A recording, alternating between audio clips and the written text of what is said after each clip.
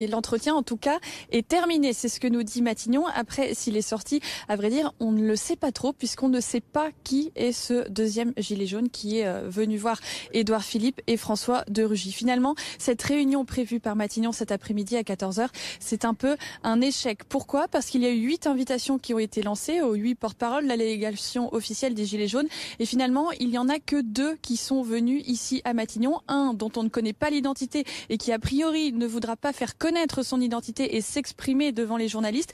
Et puis un deuxième, Jason Herbert, qui est sorti il y a maintenant une petite heure pour venir nous expliquer qu'il est venu voir le Premier ministre par politesse, mais qu'il n'a pas voulu lancer de dialogue avec lui, puisque cet entretien avec Édouard Philippe ne pouvait pas être filmé et retransmis à tous les Gilets jaunes, à tous les citoyens français.